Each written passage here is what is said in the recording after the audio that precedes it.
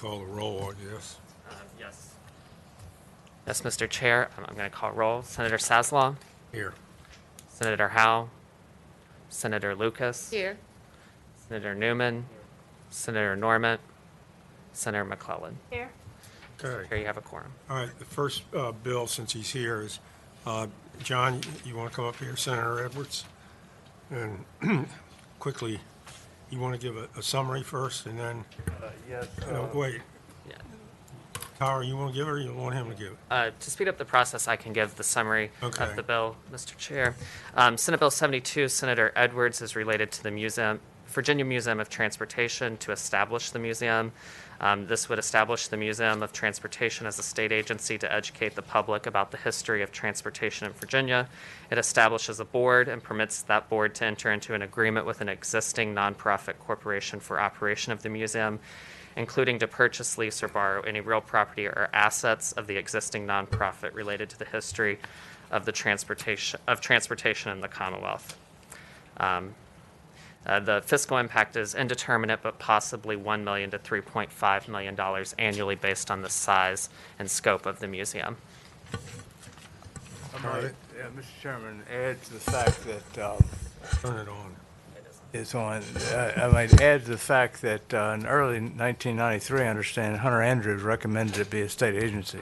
It's never actually been a state agency, but it is the official Museum of Transportation of Virginia. I want to recognize Bev Fitzpatrick, the former president and former vice mayor of the city of Roanoke, and also our CPA from actually lives in Richmond now, Chris Banta of Brown Edwards and Company. He's here, and the city of Roanoke, of course, is supporting the bill. We think that if it becomes a state agency. Right now, they're getting 22,000 out-of-state admissions. If it's a state agency, we think it could be 95,000 out-of-state admissions, almost fivefold. And right now, it brings in about $14 million in net tourism money. And if with being a state agency, it could bring in 24,000 net income. Right now, its budget is only $975,000 a year. So with this becoming a state agency and state funding, it could explode the number of people that show up. It'd be a big benefit to the whole region. The the recommendation of the chairman, the staff, is that it be carried over, and for the staff to look at this, look at it through the budget process. But the recommendation is to carry it over. I might point out, we talked last year with the Secretary of Transportation and also the Secretary of Education, and they both, in the former administration, recommended that it become a state agency. Right. Any questions? All right. Need a vote? Would you like to hear from anybody?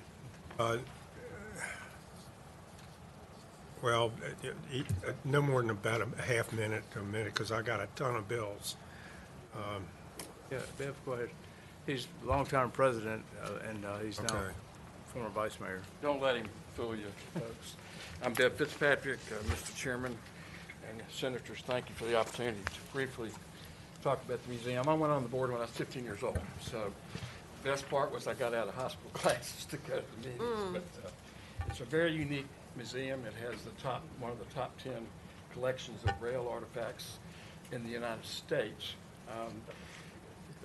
Lynchburg had a company that had manufactured Piedmont automobiles. We have some things like that, drones from NASA, and we have buses from AB&W in Richmond and Citizens Rapid Transit in Hampton. The big deal is in the last 10 years, the attendance has gone from 10,000 to 50,000. If we were to do this, we estimate it would go to 100,000. Right now, I don't know if you all know what 611 is. It's the most modern steam locomotive in the world, and we own it. That locomotive is run out of Manassas and Front Royal and Petersburg and Lynchburg and Roanoke and New River. In 4 weeks, it brought $7.2 million in tourism dollars to the Roanoke Valley. We didn't calculate Northern Virginia and other places. there's a possibility that we were a state agency, we'd be able to run that on the tracks that you all have just acquired from CSX and Norfolk Southern. Norfolk Southern currently will not let us run that locomotive. There's huge money there. So the amount of money we're asking for pales in comparison to what we will return to you on a track record that we already have. That would be from Orange to Clifton Forge.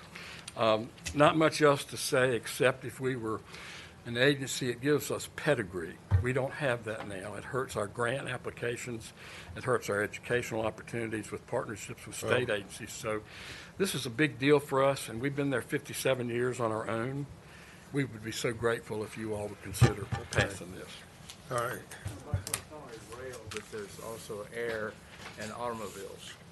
There's all that. Yeah, we got it all. It was the chairman's what was, it was to carry it over? Okay. Can you tell us what that means? Wouldn't pass this year. Wouldn't pass this year.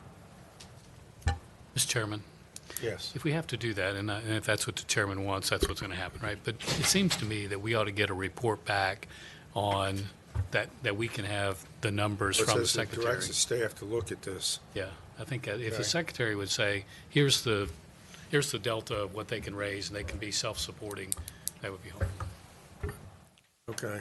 I hear the, Chris. Now, I've got We understand. a ton of bills. This is a big deal because the museum Okay. really needs some help. Carry it over and have the staff look at it. Okay. No motion? Okay. All in favor, say aye. Aye. All We right. recommend the study. Yeah, and have the staff, have it studied either through the staff or the Department of Transportation or JLARC. Okay? All right, Thank you. okay. All right, let's go back to the front of your page. All right. You want Chair, I think Senator Donovan is here, and we can do her bills now. We'll start with Senate Bill 384. Senate Bill 384 is related to a statewide learning management system. It would establish that system. The Department of Education would have to provide it for use by all divisions as an alternative to a locally funded system. The fiscal impact is $5.1 million general fund and 1 FTE. I'll remind the members that the introduced budget provides $5.1 million in fiscal year 24 to fund the learning management system, and in the first year of the biennium, it's using federal pandemic relief funds for K-12. Okay. So it's funded, It is funded already in the introduced Okay. budget. just quickly. Mr. Chairman, this is the learning management system. Most localities are 132 by their own. It can cost them upwards more than $1 million. And this way, if we have one system that they can adopt and elect to use, we can save localities money that they can reinvest in their local dollars for education. It will also give us a single platform to exchange lesson plans, and it's something we've been working for. We wish we had before COVID. Okay. Move to recommend the report, Mr. Chairman. Second. All right, there's a motion to recommend it be reported.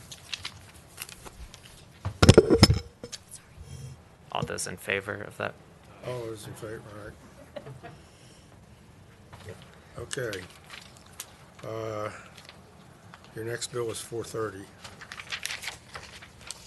Yes. Senate Bill 430 is related to assessing individual student growth at the Department of Education. This would require the department to create or request proposals for a system to measure student growth and provide data on the learning loss experienced during the COVID-19 pandemic.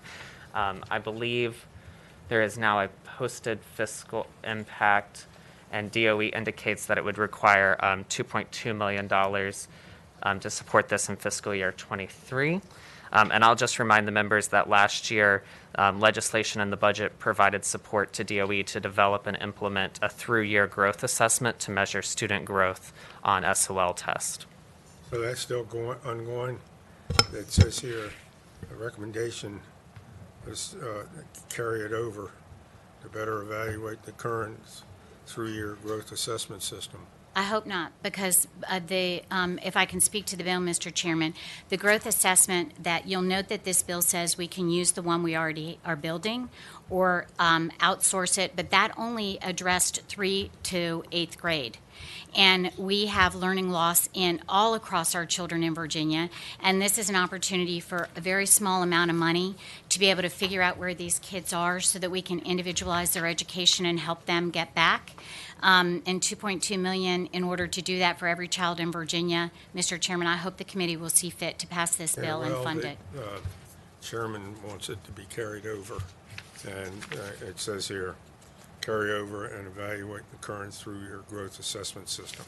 I'm That's- just telling you. I know, understand. I'm All just right. concerned that will be a limited number of children. Mr. Chair, I guess related to that, I mean, I remember, I don't know when we passed a bill requiring of assessment of growth, which I assume is what is being currently developed. And how would your bill differ from what DOE is already doing?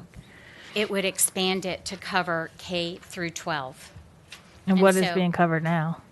3 to 8.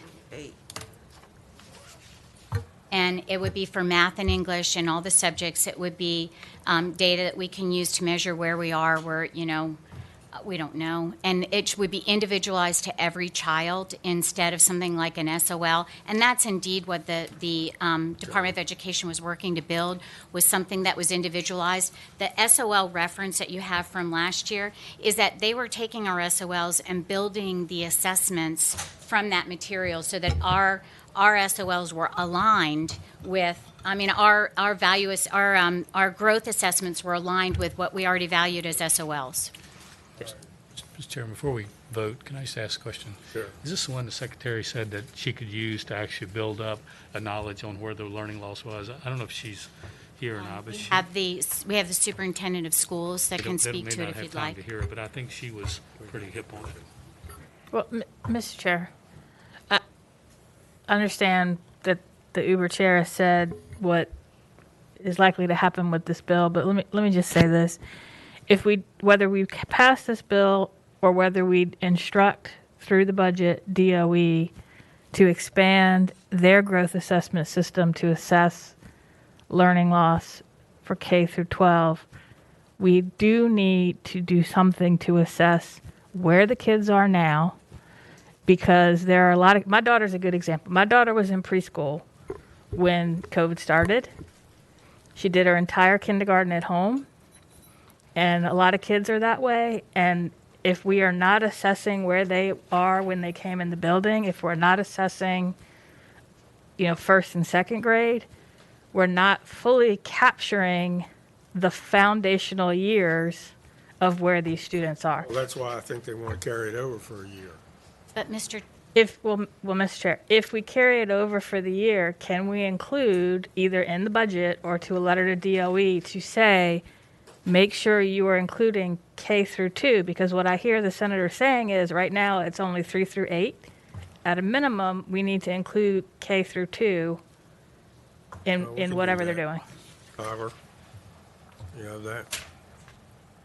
All right. Mr. Chairman, I wonder if the Uber chairman understood the fact that we were really looking at trying to assess COVID learning loss in our kids. Certainly, if it just seems Talk to like her. the same thing, again, I agree with her, but this is really a different I opportunity. understand. Mr. Chairman, I'm gonna be a bad boy. I'm not gonna vote to carry it over. I just think this one means too much. I've been complaining about the SOLs and the fact that we're getting rid of them. And we don't know what we're doing. The Washington Post says we're in trouble, and we've got to know whether we're in trouble or not. And so, I hope we wouldn't. You're quoting the Washington Post? This is the only time ever. I hear my colleagues at this table, but I'm inclined to go with the recommendation of the chair, and so that would be my motion. All right, I second that. All right. Call the roll. All those in favor of carrying over, say aye. Aye. All those opposed? All right, 2-1-0. All right. Thank you, Mr. Chairman. All right, It's 2-1-1. 2-1-1, yeah. Senator Reeves is here. Senator Reeves has SB 529, and I believe Senator Reeves has a substitute. I do, Mr. Chairman. Thank you, Mr. Chairman. Child care subsidy. Yes, Mr. Chairman. The nature of the substitute would change my bill into a study bill, an examination bill that would bring it in line with Delegate Brewer's House Bill 994. What it does is it asks the Board of Education to examine the feasibility of permitting all active duty members of the armed forces who serve as caregivers to dependents to apply for the child care subsidy program, so we can draw down some federal funds. I do know the Deputy Secretary of Veterans and Defense Affairs is here to talk to that if you'd like to hear from him, but that's what the bill does. Mr. Chairman, I would just say because it's a study, there is no fiscal impact to Okay. the bill now. All right. Chairman, I move we recommend a substitute. Is that right? Yeah. Yes. Sorry. Okay. All those in favor of recommending the substitute, which would be part of, would give us a study, say aye. Aye. Aye. Louise? Aye. Jennifer? Aye. All right. Thank you, Senator Reeves. Thank you, Mr. Chairman. Thank you. Okay. That's what I was still just I saying. think we have Senator Hashmi now. Uh-huh. It turns into a study. I was trying to read that extra part. Mr. Chairman, we'll first take up Senate Bill 156, Senator Hashmi. This is related to public schools and English language learners. I believe the patron has a substitute that Connor has drafted, and I'm going to explain the substitute, but I will also ask Senator Hashmi if I get something wrong to correct me. I believe the patron substitute would, in the first year, require a payment of $75 per English language instructor for professional development, and then in the second year of the, or in the school year, 2023-2024, it would modify the ratio of English language learner students to instructors based on proficiency levels of the students. The $75 per instructor professional development cost is approximately $9.4 million in the first year, and then for the ratios of English language learner instructors, it's $16.9 million. So 17.1. What is that for? Mr. Chairman, that was written to Senator Hashmi's original bill, but she's intending to offer a substitute. And- Okay, so the recommendations for the thing that goes through, but require 22 instructors per 1,000 foreign language students. That's for the proficiency level. So right now, we have a funding of 1 to 50 is in the governor's proposed Right. budget, but it doesn't take into account proficiency levels of the students. And what our data has shown is that it's very critical to make sure that students who are at a very low level of English proficiency have the opportunity to have greater support and resources with more instructors in place. And so right now, without that support, we are not seeing the graduation and success levels that we really need to see, and it has a huge impact on students with limited English to, In the 95-64 East Corridor, I'm sorry, say that again. the bulk of these students in the 95-64 East Corridor. They are concentrated heavily in certain areas. So Central Virginia, Northern Virginia is, and Tidewater region is going to be where our predominant limited language learners are located. Okay. So were the budget amendments, is this covered? Mr. Chairman, the introduced budget funds English language learners at 22 instructors per 1,000 students, English language The learners. introduced budget. The introduced budget. And I believe there's a committee substitute to amend Senator Hashmi's bill to say 22 per 1,000 instructors to conform with the budget. And in the original budget? It is conforming Okay. the bill to what is introduced in the budget. All right. Okay. All right, I'll move the recommendation of the substitute. Second, all those in favor of adopting the substitute, say aye. Okay. No, one no. Are you recommend? Okay. Yeah, we're recommending that. All right.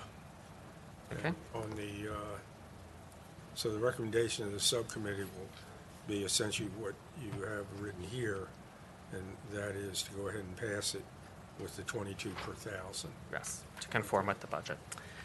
Those in favor of that, say aye. All right. Opposed to it. Okay. 157. Yes. Senate Bill 157, this is related to public elementary and secondary schools' competitive salaries for certain positions. It declares it's the goal of the Commonwealth that public school teachers and other individuals employed in the funded SOQ positions be compensated at a rate that is competitive. It requires the Appropriation Act to provide a sum sufficient to fund a 5% salary increase from the 2023 to 2024, from fiscal year salary increases in the 2023-2024 school year through the 2027-2028 school year. I will remind members that the introduced budget provides the state share of a 5% salary increase in fiscal year 23 and fiscal year 24. The cost to provide those are $245 million in the first year and then $505 million in the second year. And traditionally, salary increases have been handled through appropriation acts. But the money was in the budget? The money is in the introduced budget, but Senator Hashmi's bill would require additional appropriations and outside of the next biennium, require 5% salary All right, increases. now, I know some of the rules got changed. To collect the 5%, how much to the local, is that 2.5? I thought I read somewhere where they cut it to 2.5 to get 5, or is that not right? Mr. Chair, in the introduced budget, the 5% salary increase divisions can give a prorated, if they give 2.5%, they get the prorated state portion of that percentage. They get 2.5. Yes, In but other words, they can't get 5 unless they do 5 themselves. well, unless they meet the match for the 5%. They have to meet the local match. Which would be how much? I don't know the cumulative total of the local match. I know. When you say meet the local match, Yes. the state gives Fairfax County 5%, okay? And that comes to 100 million, or 200 million, or whatever. So Fairfax would then have to come up with whatever the dollar amount was from the state? It's based on the LCIs, Mr. Chair. So, for example, in fiscal year 2023, Fairfax estimates that their actual cost to provide a 5% salary increase, their local cost is almost $100 million. To get how much? The state share, which is based on the LCI, and I believe Fairfax's LCI is 0.63 approximately, so they would get Get what? the 1 minus 0.64. Sorry, my brain is dead right now at this moment. Well, if the state says to Fairfax, we'll give you we'll put up for a 5% pay raise. Does Fairfax have to match it dollar for dollar? That's my point. Yes, but it's also No, costs. the match is based on $500 their million. local composite index, based on the Okay. formula. All right, Chairman, okay. just quickly, I just think this is a great aspirational idea, but we do this in the budget. This basically, Get a little closer. yeah, it's a great aspirational idea, but it basically means we need to do this through 27, 28. And while we would like to do this, we don't have any idea what our budget will look like in those years. So, I mean, I think that was one of the struggles in the Education Committee is that it's a great aspirational bill, but it's not the way we do it.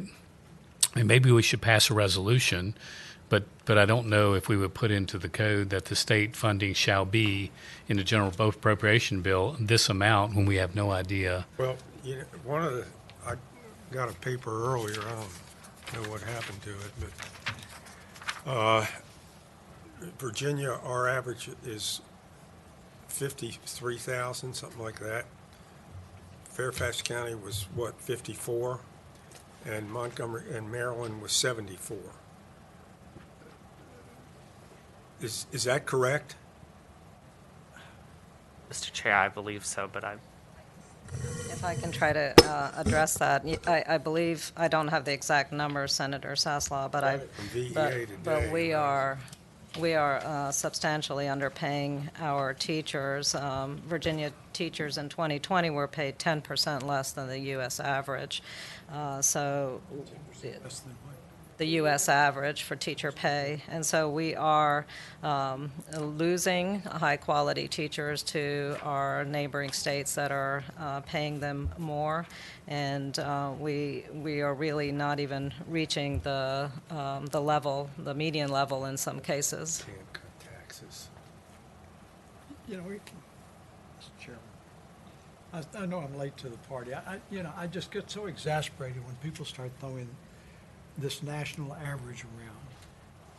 What your teachers are paid in Fairfax is not what teachers in Pennsylvania County. That's correct. Was Stanley is paying. And when we start talking national average, you're throwing in California, you're throwing in New York. Yeah, there's some lower income ones, but that national average to me is not a good benchmark. It's a Well, question. what's a good benchmark? I don't know. I don't know, but I could offer another benchmark, maybe. We are paying on average 67 cents for each dollar that is being paid to similarly educated peers in Virginia. So if you come out of college with a bachelor's degree ready to teach, you have opportunities that are available in other professions that are going to pay you more, and you will most likely migrate to those other professions, and this is why we have such a critical teacher shortage. Right now in Russell County and Buena Vista City, we are paying less than $35,000 to our teachers there. And so we do have a critical problem, not just in our highly concentrated areas, but also in our rural counties and cities. Mr. Chairman, just a point of education for the senator. This is not some vicarious experience for me. My daughter is a teacher. Her mom was a teacher. Her grandmother was a teacher. You know, generationally, I have gone through, this, and I get a call about once a week from my daughter who, is in the classroom. And, yeah, she's concerned about money, but there are other things that she's concerned about that are more important to her. Well, I know this a couple of years ago. It was either Arlington or Fairfax. One of them said they were inundated with teachers applying for jobs from the rural part of the state, Tommy. Wanted to come up there.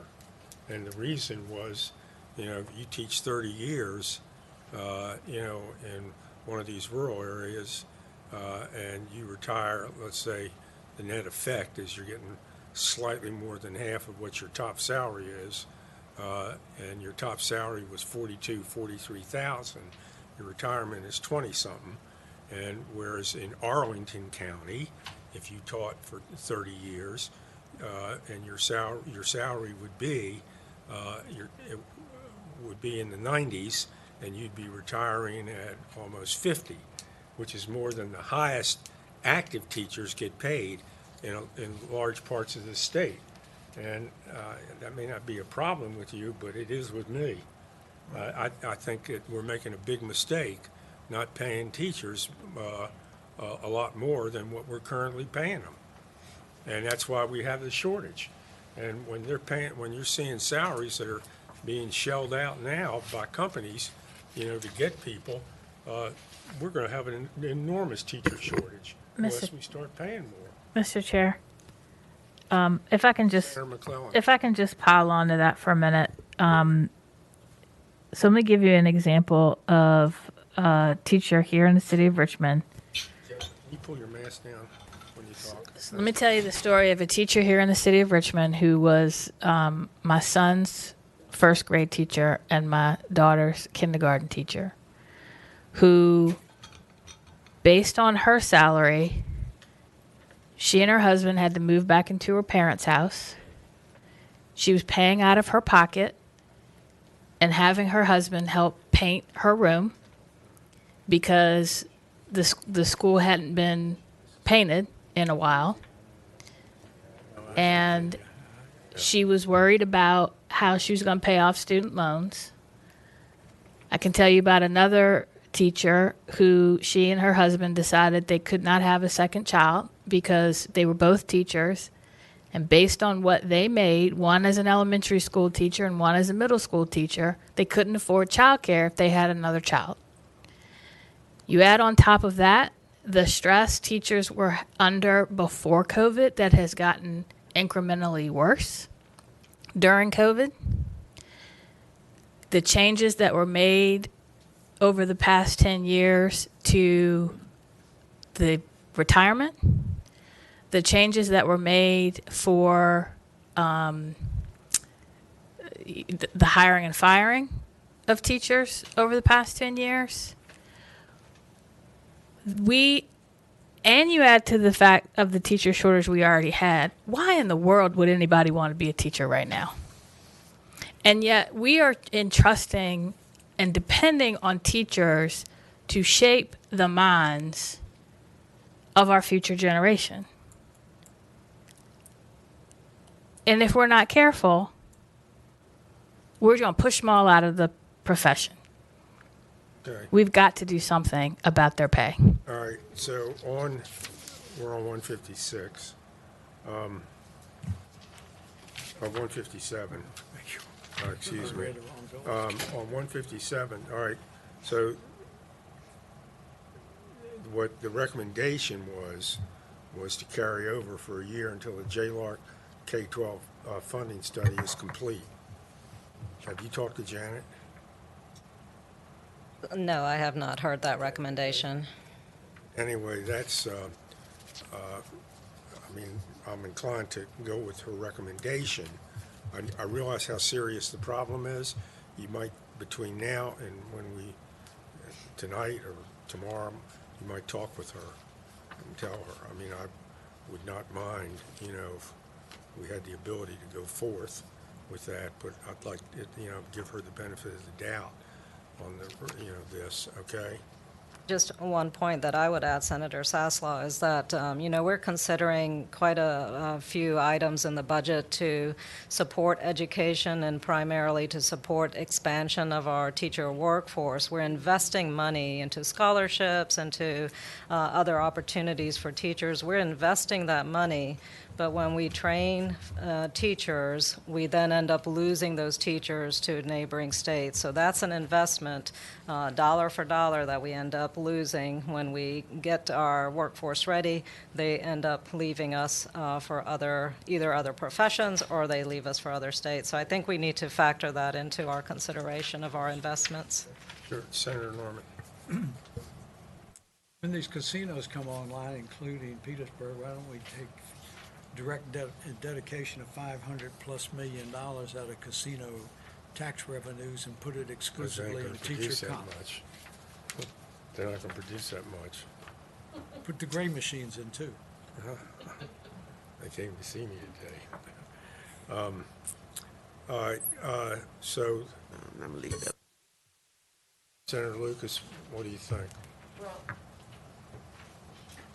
I agree that we do need to do something about teacher salary increases because as Senator Hoskins has already said, we're going to invest a lot of money into training and doing a lot of other things, and if the teacher salary increases are not there, all we're doing is training teachers who are going to be going elsewhere. So Let me ask you, the money was put in the budget to cover pay increases up to 5%. Well,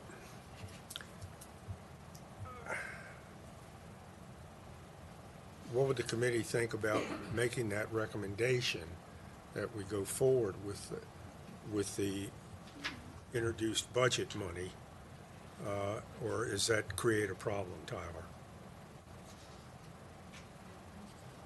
Mr. Chairman, I'd be supportive of that because that's what we're planning to do, I hope. will that work? Right. Is that, can we do that? Okay. So why don't we do that then? I can't hear you. Mr. Chair, yes, you could recommend to continue what's already in the introduced budget, but I would say this bill before you commits you to providing 5% salary increases beyond the next biennium.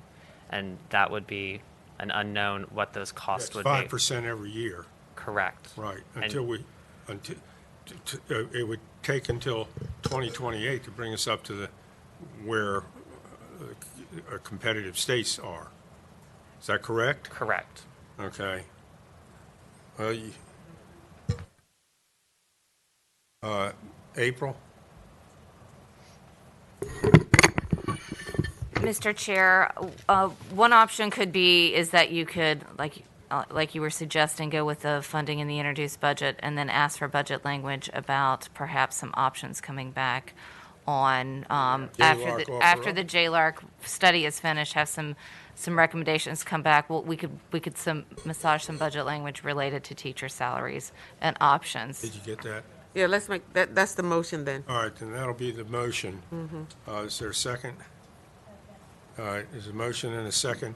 All those in favor of going what was introduced in the budget, but asking JLARC to come back with recommendations on how to get there. Tyler? Just to clarify, you are making a motion to carry over this bill with budget language recommending for the JLARC to come back? No, you're going ahead with the rate. I thought the plan is to go ahead with the budget as it is, and then get JLARC to study how we get to our goal in the outlying years. Okay. In other words, we're going ahead with the pay raises. Yes. The proposed pay raises. Is that in the budget? That is in the budget, Mr. Chair, but you do not have to do this bill to do the raises in the budget, is what I'm Okay. trying to say.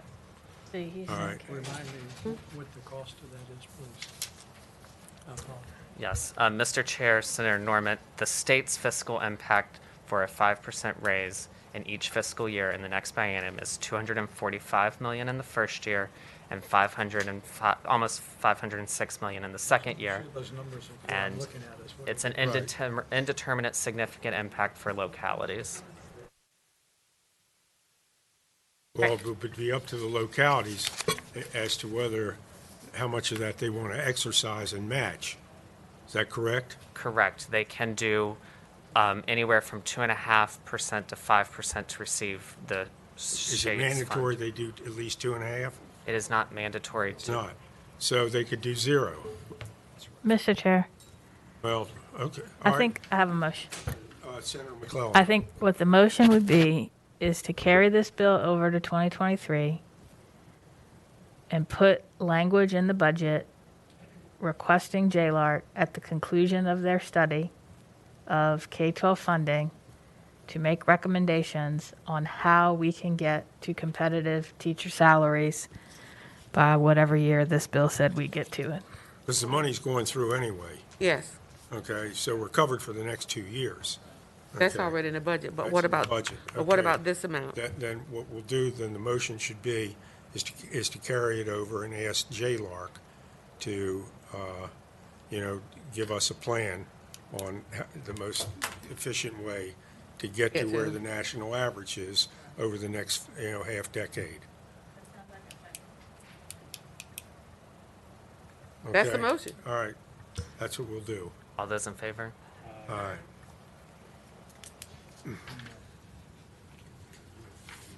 I do not, but this is irresponsible. What's irresponsible? Your application. Your application for local government. This bill is being carried over. But the money's in the There's budget. no sense arguing that. I know where I am, I know where you are. Okay. I'm not in Fairfax. So it's 3-2.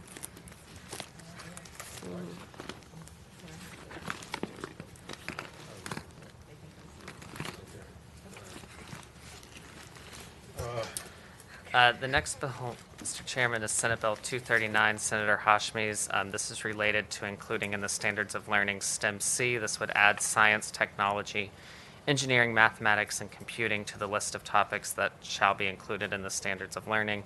It directs the STEM Education Advisory Board to develop and submit to the Board of Education a rubric to be used in setting out what factors permit a school to be defined as a STEM school, and recommends to the board to create a measurement of quality for STEM programming. It also requires the STEM Education Advisory Board to report to DOE on proposed language and terminology related to STEM C. And there's an indeterminate fiscal impact for the advisory board and DOE to comply with this bill. The recommendation is to carry it over with the letter of VDEP. Not this bill. This is. Oh, 239, okay.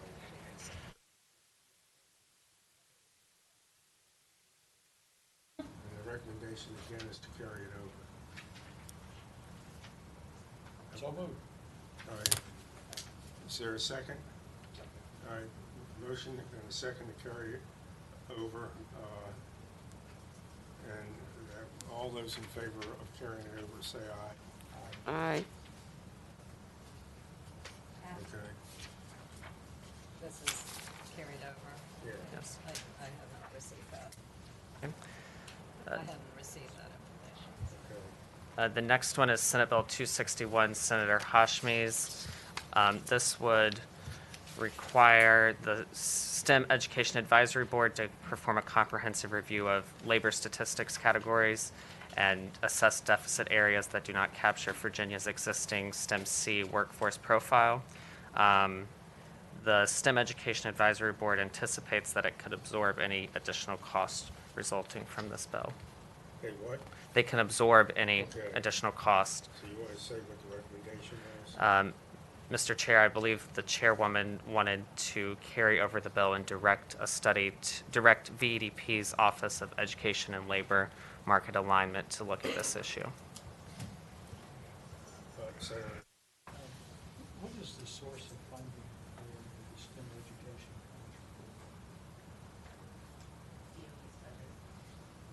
education? Mr. Chairman, Senator Norman, I believe it's out of the Secretary of Education's budget.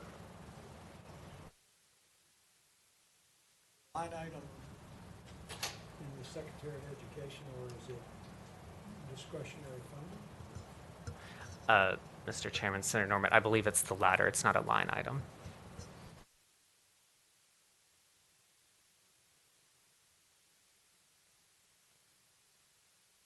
other questions? The recommendation is, as I said,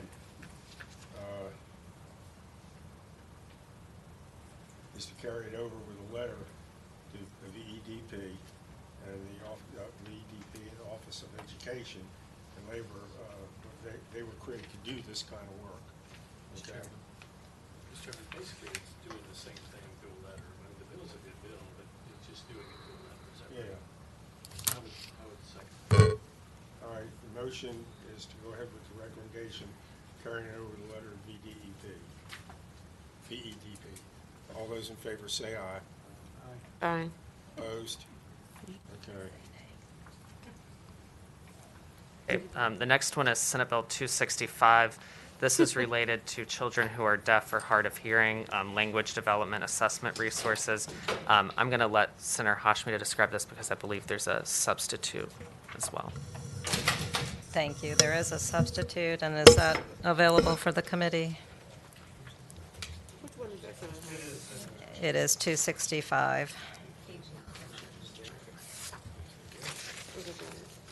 And the substitute just realigns the individuals who would be appointed to the advisory committee. It realigns it to our current structures that we have in place with the Department for the Deaf and Hard of Hearing, as well as our VDH and our Department of Behavioral Health and Developmental Services, so it better aligns the individuals who would represent the community for the deaf and hard of hearing on the advisory board, and then it also adds the Virginia School for Deaf and Blind and other agencies to be a part of that advisory board. That's what the substitute does. Mr. Chairman, Senator Hoshby, does anything in the substitute get to that old battle we've had in committee between the groups that disagree on how you do this?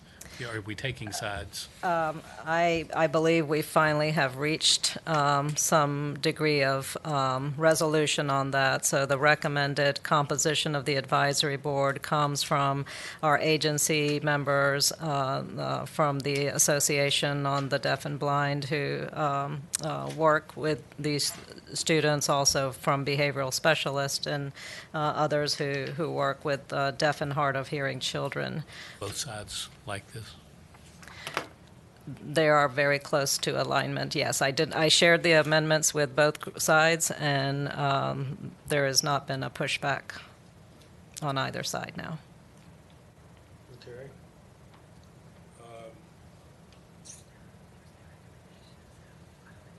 Was no recommend. Where's this? All right, so. Mr. Chair,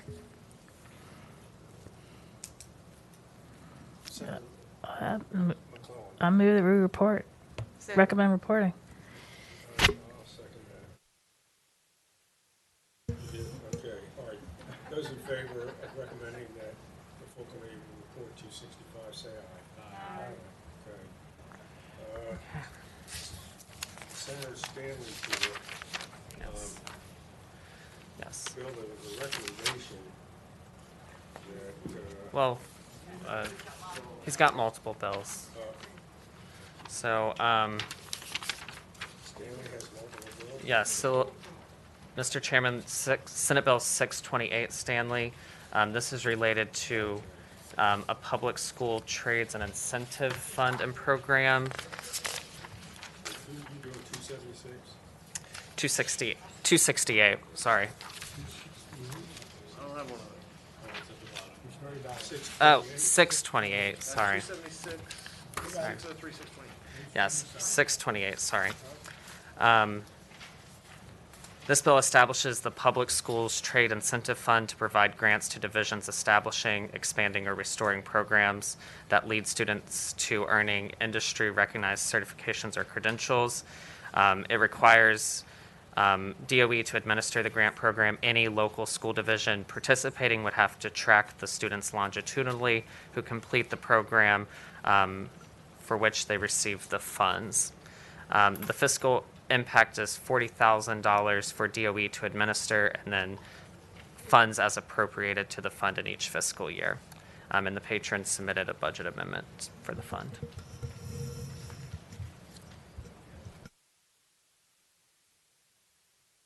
$628.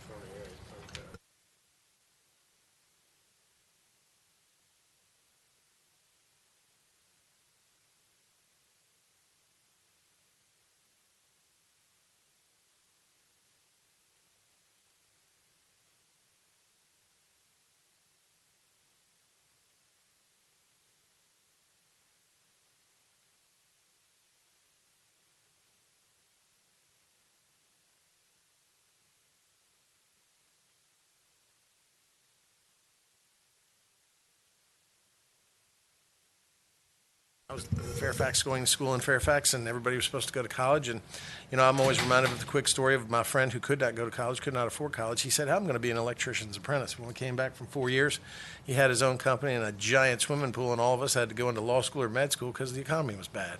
You know, when we create these abilities to bring VOTEC back into schools, good things happen because college is not for everybody. And Senator Saslaw, Mr. Chairman, members of the committee, the jobs that you get in the trades now pay $60,000, $70,000, $80,000, $90,000 in my area. They can own their own companies, hire other people. They're great for the economy. I understand that, but that's the recommendation. What was the thinking behind that, April? And this was sponsored by the Newport News Shipbuilding.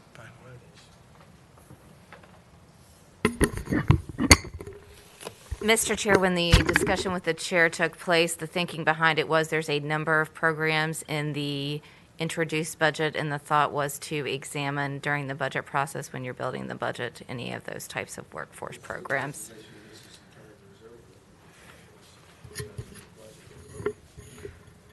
Mr. Chairman, I was sitting over here watching this, so I think I understand what kind of magic goes on in this room.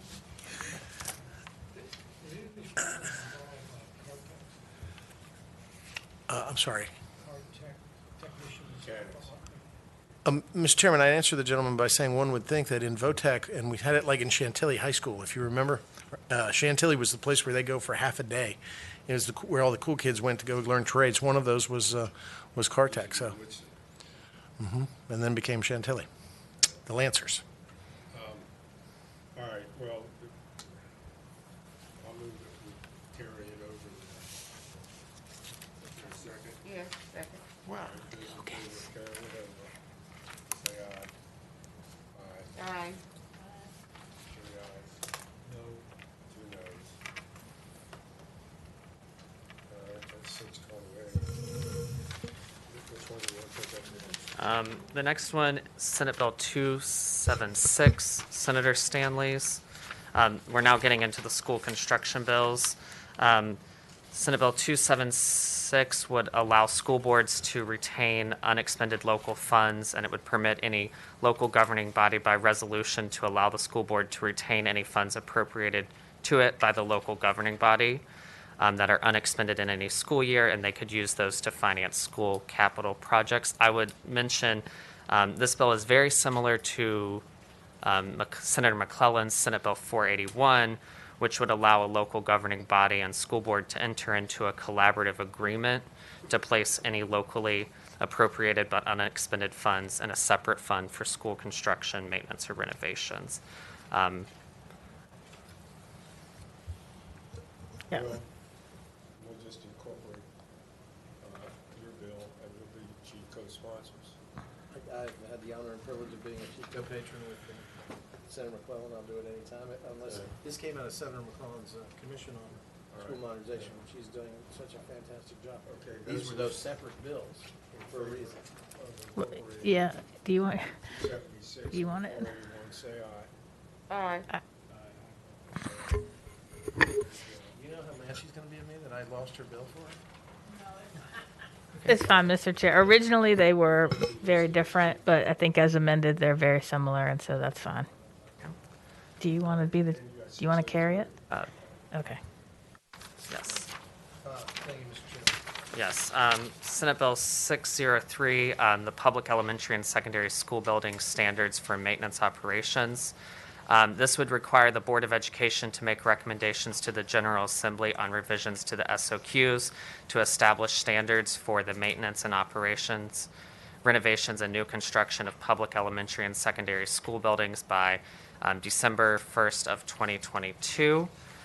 There is no immediate fiscal impact to the state's direct aid budget, but however, any adopted revisions to the SOQs would increase basic aid cost, as this is now establishing the minimum standard which the state would have to recognize in the cost model and then share those costs with the localities. Again, the recommendation here is to carry over until the JLAR K-12 funding study is complete. All right, second. All right, I mean, I hear that, and that's probably what's going to happen. But what this is intended to do is to try to get ongoing maintenance happening and incorporated in the standards of quality, so that if you're doing maintenance and not deferring it, it down the road reduces your renovation and new construction costs.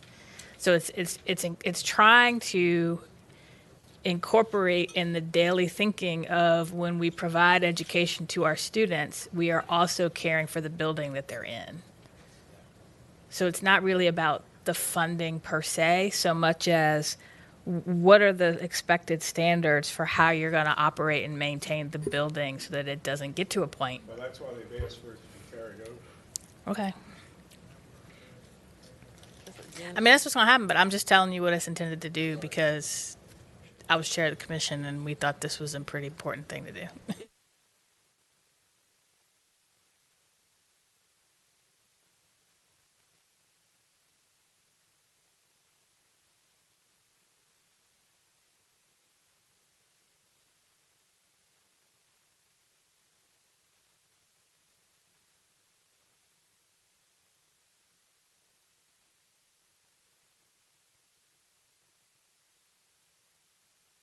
Mr. Chairman, the JLARC study is to be complete later this year on K-12 funding.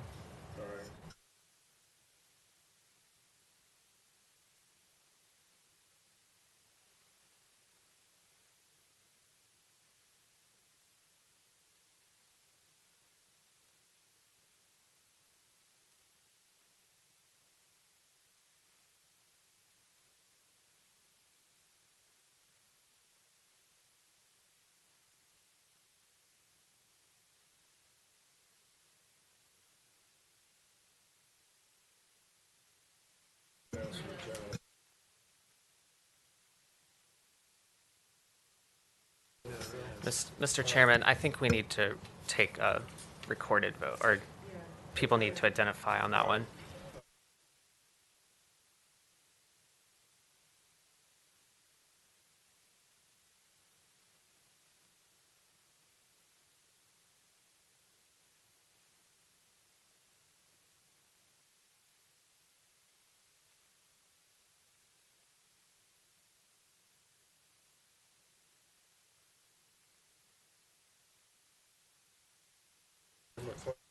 Okay.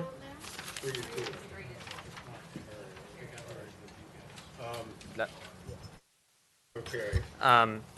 Mr. Chairman, Senate Bill 481, McClellan's, this is related to unexpended local funds. We just incorporated Senator Stanley's 276. The committee may wish to include language just explaining that any of the local funds are the local funds that are in excess of what the locality has to match or meet based on the Appropriation Acts. Essentially, it would mean that it would be it would be consistent with current budget language, that it's the funds in excess that could be retained, because current budget language would require school divisions that aren't expending the required local effort and match to actually deposit those into the state treasury.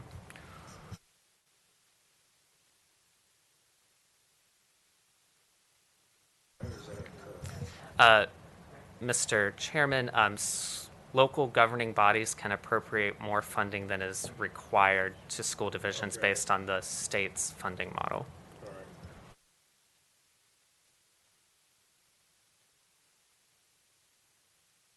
I'll move the amendment. Second. All right, all those in favor of adopting the amendment, say aye. Aye. All right, so that's now before us. Move to recommend reporting as amended. And there's a second. I can do a second on that. Motion to recommend reporting 481, this is sort of 276, I understand. Say aye. Aye.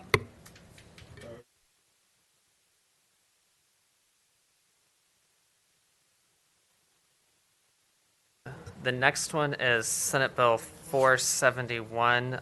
This is Senator McClellan's, and it makes modifications to the literary fund and how that can be used for school construction. It would increase the maximum literary fund loan limit from $7.5 million to $25 million to finance school construction. It would set the interest rates between 1% and 3% on all loans with an increment of 0.5% per year using a sliding scale based on the LCI. It requires the Board of Education to establish a competitive grant program for loan closing cost subsidies of up to $25,000, and then allows a loan add-on of $10 million if a project results in school consolidation and the net reduction of at least one existing school. I would also remind members that the introduced budget contains language modifying the literary fund loans. They do differ from the provisions in this bill, so the committee may wish to conform this bill to match the language in the introduced budget. Some of the big differences between the budget language and the bill before you relates to the interest rates. Senate Bill 471 sets the interest rates at 1 to 3%, and the budget would require the Board of Education in consultation with Treasury to establish loan interest rates that are benchmarked to the market on an annual basis, and it would require that the For the localities with the LCI of less than 0.3, the interest rate could not exceed 2%.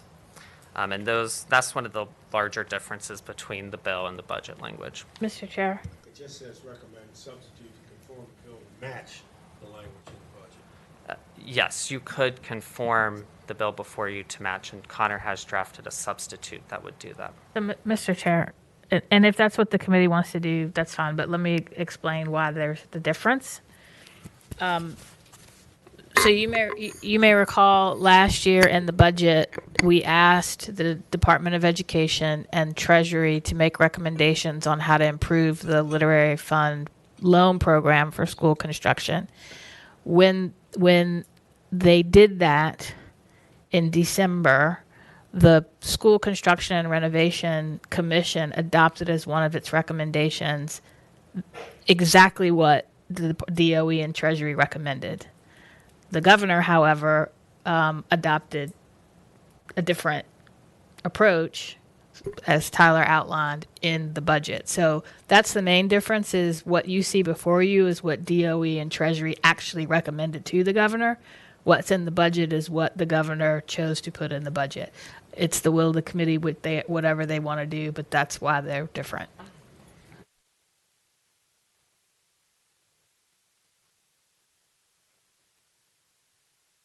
And they didn't tell me why they did it differently, so I can't tell you which is better or not. So it's whatever the committee wants to do.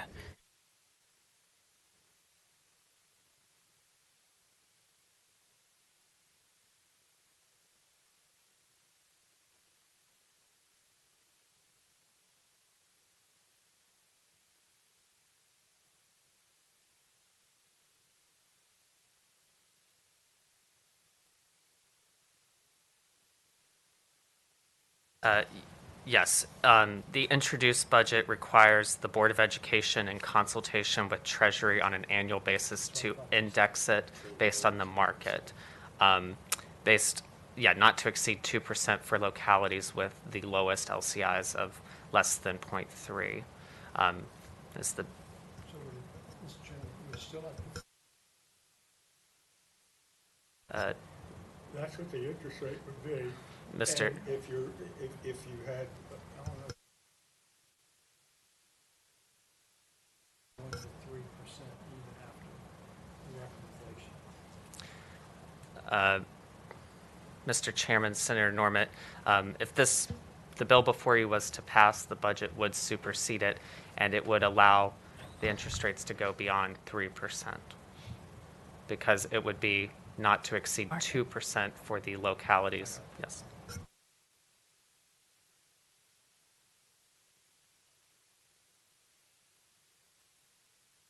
Are you for this? Good, so it's 5-0. To recommend the substitute. All right, Senator McClellan. Yeah, so 473 is another recommendation of the commission that would establish the school construction fund and program. It takes, so under current law, a certain percentage of gaming proceeds are earmarked for school construction and renovation. This would just put that money in this fund.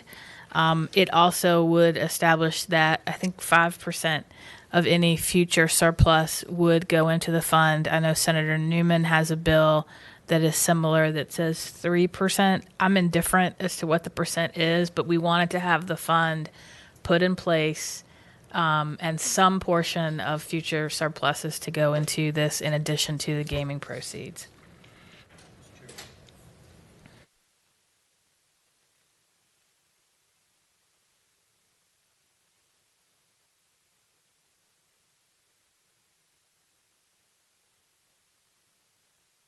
Do need to move down this path. I just screwed up years ago when I had the constitutional amendment, and I let Chichester talk me into not putting the lottery money into construction. If we had, we would be $600 or more million a year every year. Now it's $800 million pumping in. So, Mr. Chairman, if you don't mind, Are you talking about 117? yes, if you don't mind rolling mine into Senator McClellan's bill, it's a good idea. So.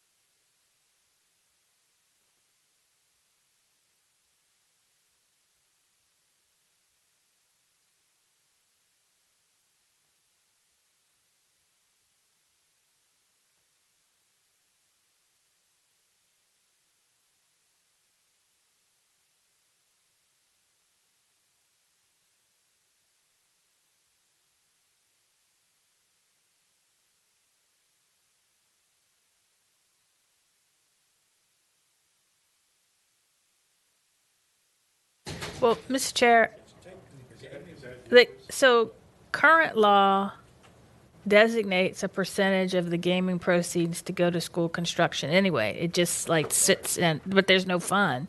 This doesn't change the percentage or the purpose. It just says you're going to put it in this fund so it can earn interest.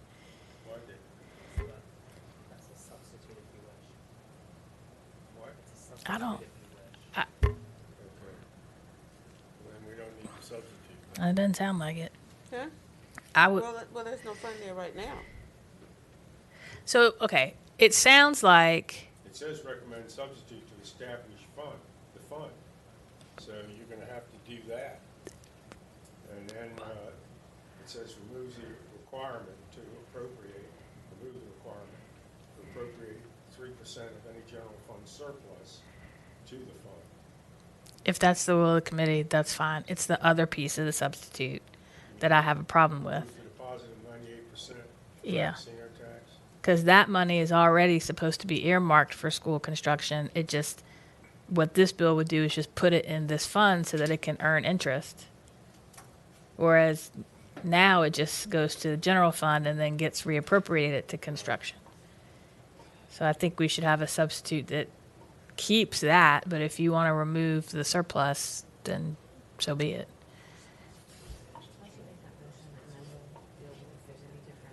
What was the purpose behind removing the,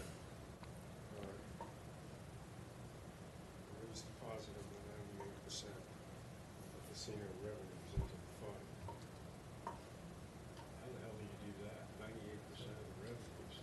Under existing law is 98% of the gaming revenues supposed to go into the fund. Mr. Chairman, Senator Normick, currently 98% of the gaming revenues that the state receives go That into the state receives. Yes. on the in state form of a tax. tax. Correct. That is deposited into the casino gaming fund. Is that correct, Connor? The name? It's called the gaming proceeds fund. The gaming proceeds fund, and the current language in code requires that the General Assembly appropriate that for school construction. It does not say What what they're saying here method. is to remove, the substitute would remove that. Mr. Chairman, Senator McClellan's bill would take the 98% of those casino gaming proceeds that are to be appropriated by the General Assembly for school construction, and her proposal is to put them into the fund that her bill is creating. That way we live up to the promise when we pass the casino bill that 98% of what comes to the state will actually go to school construction. She's trying to make sure that there's not going to be a shell game. Yes. I understand. Senator Norman. Based upon, I realize it's aspirational, but what do we anticipate 98% will generate? Yes, yes, Mr. Chairman, Senator Norman, based on the JLARC report and modifying for only the 4 cities that have approved a casino, it could generate an estimated $83 million each fiscal year. The state's take. Yes.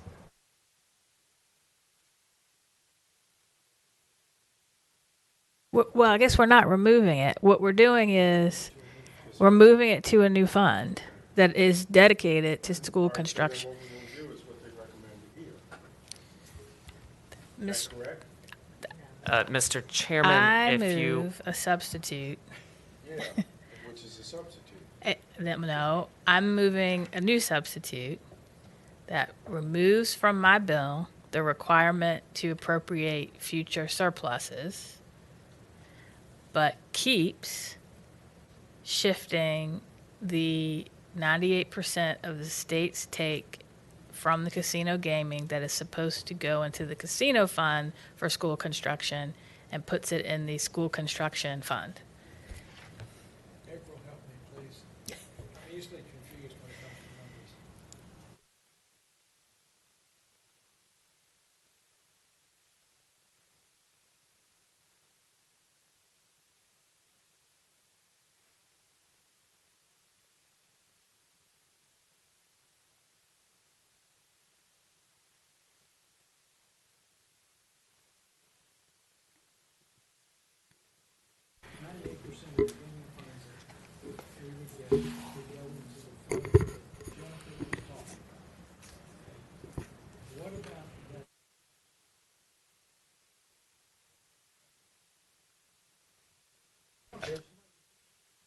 Yes, Senator McClellan's bill, as originally presented, required any surplus, 3% of any surplus after the required rainy day reserve fund, WQIF. That 3% would be deposited to the fund that Senator McClellan's bill is also creating. So, where I'm getting confused, are we getting the 98% plus the 3%? No, what my motion is cut out from the bill the 3% of future surpluses, but keep in the bill 98% of the state's take of the casino money going into this school construction fund. Thank Okay, got it. Is there a second? Yes. Second, all right. All those in favor of a substitute that would remove the 3% of any general fund surplus?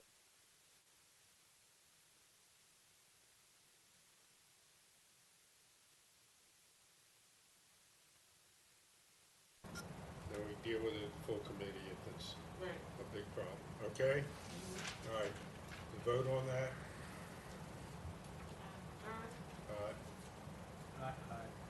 So All far, right, 4-0.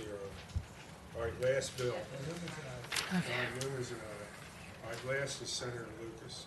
yes, Oh, wait, McClellan, do you have another bill? she has one more, yes. I have my perennial favorite to implement the Board of Education's recommended standards of quality. How do we normally dispose of them? Well, last year, you passed part of it. Are we at 490? Yeah. Yes. So I'm hoping we'll at least pass part of it again. Mr. Chairman, there is a subcommittee substitute to do a portion, as Senator McClellan mentioned. This would go from the three support positions for every 1,000 students to the 4th position as recommended by the Board of Education. This requires approximately $56 million each fiscal year. I'll take it. Hers is 197. So she 327 in the second. Correct. It is doing one of the So revi- this would cut it substantially. Yes. All right, It's you better got than that? nothing. All right.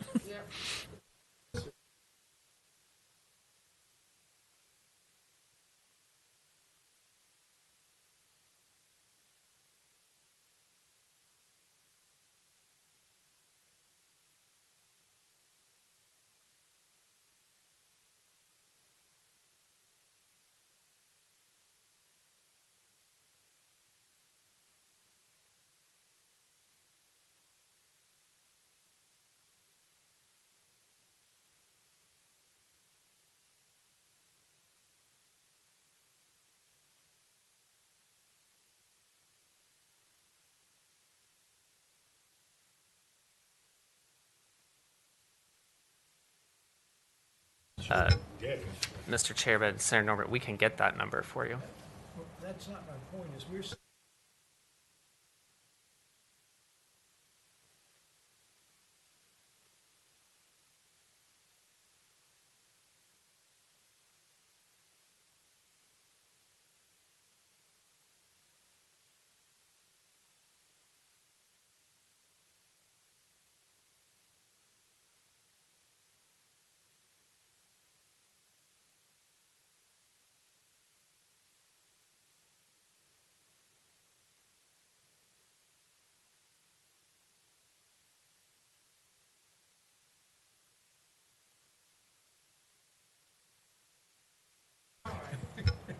Mr. Chairman, I believe you have a motion to report the substitute, Oh, on, Senate Bill 490.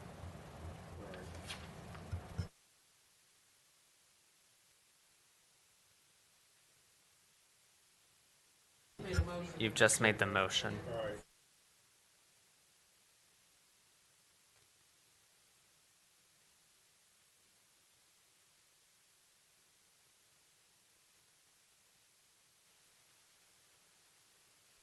The final bill is Senate Bill 616. This is Senator Lucas's. This is the Virginia Literacy Act.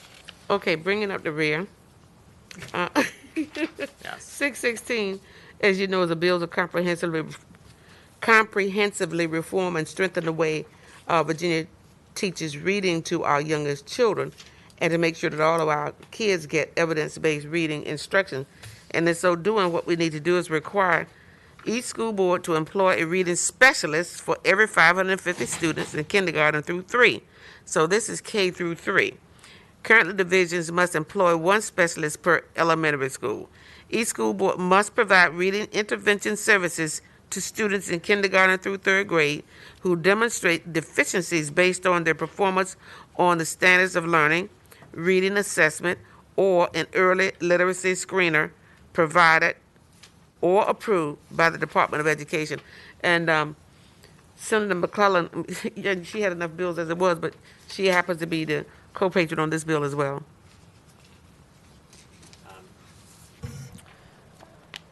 Yeah, Mr. Chairman, I would remind members in the introduced budget, sorry if I can get my notes.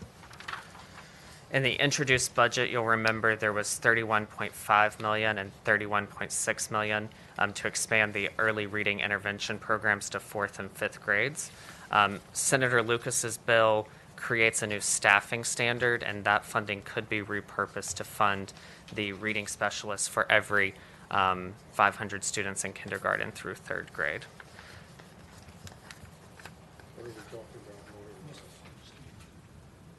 The total fiscal impact for this bill is estimated at $70 million and $40 million.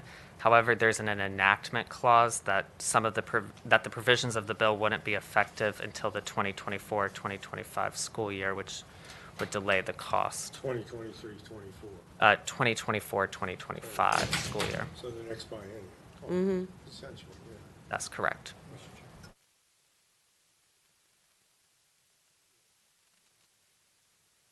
Do we have any idea the number of elementary schools that would be impacted by this?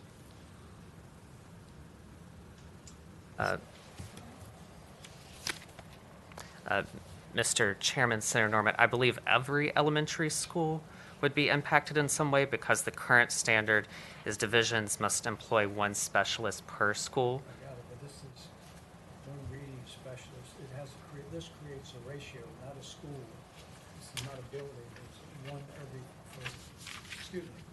One every 550, yeah. Every 550, and now we're going to raise it to 3 to 550. So my question is, do we know how many schools that's impacting? And again, I'm thinking about maybe the disparity between schools in a urban metropolitan area as opposed to rural areas. Oh, yeah. Are we exacerbating, do we know?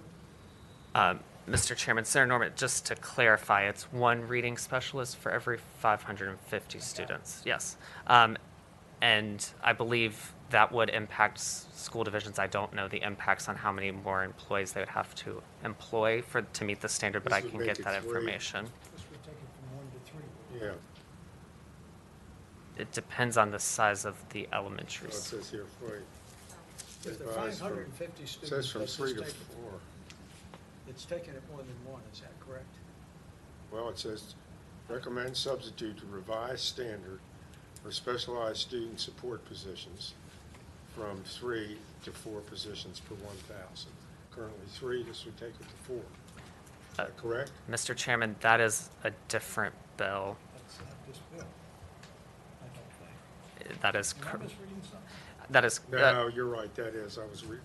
You Damn, can learn, we got I'm so- always right. So damn many bills. They jammed it all in one page. All right, Senator Lucas. Mr. Chairman, just to clarify, it's one position for every 550 students that are in grades kindergarten through 3rd. Right. So Right. yes. Right. Is that the current ratio? That is the bill's amended ratio. The current ratio is one reading specialist per elementary school. Right. Correct. If it had more than 500, it'd be 2. All right. Is that okay? Yeah. Okay, that's my motion, All Mr. right, Chairman. that's it then. That's Okay. the motion. It's, so the amendment's been adopted. Mr. Chair, the subcommittee may wish to amend the bill to make the reading specialist the portion requiring the one reading specialist for every 550 students to start in the fiscal year 23 school year. Currently, the provisions of the bill as presented are delayed. So if you wish to do that. I'd like to make that motion. So that would move it from 24, 25 to 23, 24? For the reading specialist. For the reading correct. specialist. Okay. We need to do that. Motion and a second. All those in favor say aye. Aye. He abstains. Yeah. All right. Yeah, Now, where's the moved it bill up to 23, 24 rather than 24, 25. Well, now we have. You voted on the amendment. You need to recommend Okay. reporting the bill. All right, need a motion to recommend. So reporting moved. As amended. All right, motion and a second. All those in favor say aye. Aye. Opposed? 2 abstains. All right, one more, and that's Senator Superline's bill. Look at this.